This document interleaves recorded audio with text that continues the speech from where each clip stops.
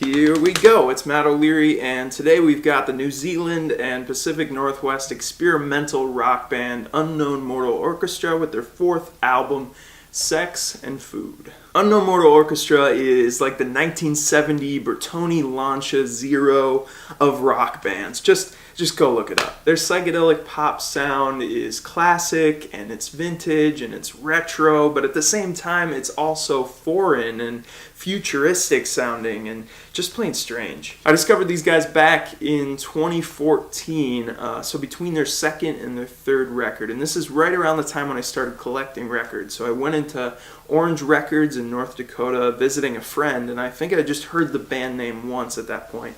I caught a glimpse of this washed out pink album and was just curious about it. It looked different, so I picked it up on a whim, and now I'd say they're one of my favorite bands. And really, from the moment I dropped the needle on that warm embrace of From the Sun, I was just completely hooked. The insane interplay of guitar and bass on the opposite of Afternoon, the low-key, murky soul of Monkey, and still probably my favorite UMO track, Swim and Sleep Like a Shark. That thing is the most blissful and sophisticated piece of just pure heaven. It's funny, that's one of those albums that doesn't inherently have anything super emotional about it or super heavy, but for some reason I get a little choked up every time I hear it. I think it's just because it's connected to such vivid memories for me. After that, I went back and discovered the even fuzzier and more esoteric self-titled debut. Then came 2015, what I believe to be a perfect album. One where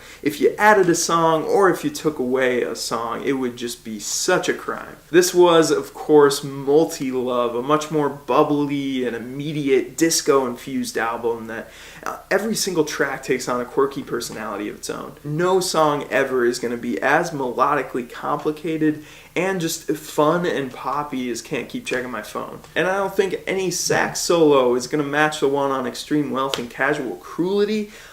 Glorious. So this album, Sex and Food, I've just been waiting for it. It's been my most anticipated release of the year, no doubt. I stayed up late Thursday night waiting for it.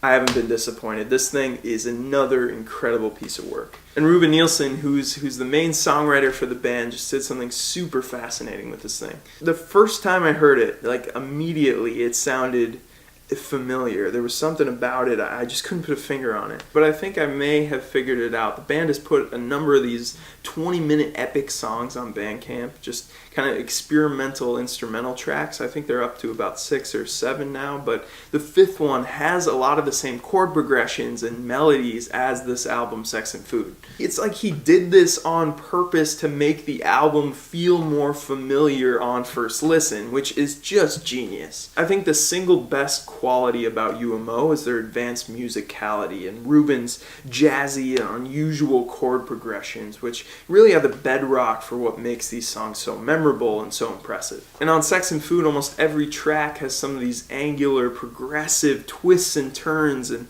chord changes that feel just so left field. Like on Everyone Acts Crazy Nowadays, what is going on with that song? It's like a few birds just sort of landed on the piano and then they're like, okay, I guess we'll go with those chords. But while we've got this ridiculous progression, we've also got very light-hearted and effervescent drumming with sizzling cymbals. It's like it's got all the virtuosity and the technical finesse of like a Pat Metheny song, but with the accessibility of like Village People. This is such a good song. I love the combination of these regal strings and these ominous synths. Honeybee is probably the biggest earworm here. It's probably the one that if you listen to this once or twice, you're going to take that one away.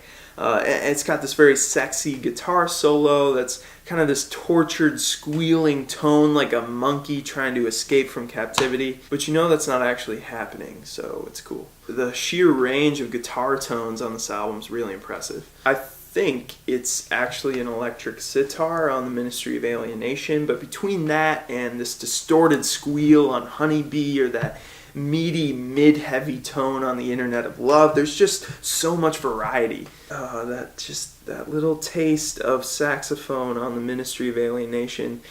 I want more. How Many Zeros is another big highlight for me, and like Everyone Acts Crazy Nowadays, it's It's very similar to the upbeat and cheery feel of those songs on Multi-Love. And again, they're just juxtaposing things here like crazy with that dreamy legato guitar next to the snappy, crisp staccato drums. Rubin hits us with some really, really cool experimental stuttering effects as the whole ensemble chops in and out. And this gets to another, probably the most unique part of the band, which is the production. Rubin's always delved fully into the analog and the digital worlds. He often takes tape recording and then messes with it on Pro Tools. And the drumming on Sex and Food is just as suffocated and snappy as ever, and the bass just as chunky and lo-fi. The R&B ballad Not in Love We're Just High is an absolute masterclass of Rubin's idiosyncratic production techniques. But it's one that also plays it a little bit more minimal than the typical dense, layered orchestrations we're used to on songs like Your Life One Night or One at a Time. It really opens things up to sort of highlight Rubin's scuzzy falsetto and his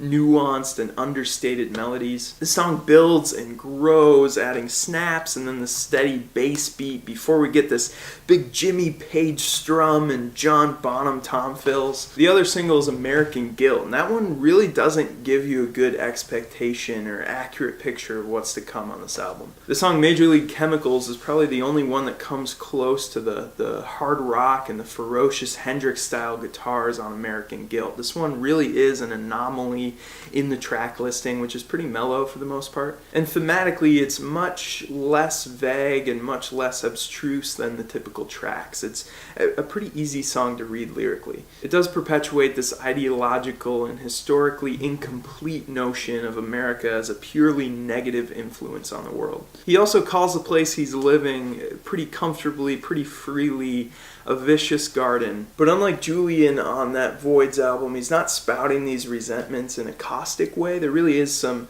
reflection going on, and I do appreciate the lack of proselytizing. There isn't quite that same level of this unearned moral superiority or this oversimplistic ideological certainty. Musically, I feel like this album, Sex and Food, really solidifies the UMO sound. We do have plenty of really classic UMO things and familiar ideas like the ninth chords on Kronos Feasts on His Children, which just a little bit too similar to From the Sun for me. But there's enough new territory being explored and enough new experiments with style and production to keep this thing from sounding stale or derivative. UMO is still entirely its own entity. They're respectful of traditional genres and even pay homage to them, but in a way that still feels so alien and wonderfully bizarre. Besides a couple moments that drag a little bit or feel a little bit too familiar, like Kronos or The Internet of Love, this is another incredible album from these guys. There are so many just little tasty morsels all over this thing. It's well written, the execution is impeccable. Once again, this is an 8.5 out of 10.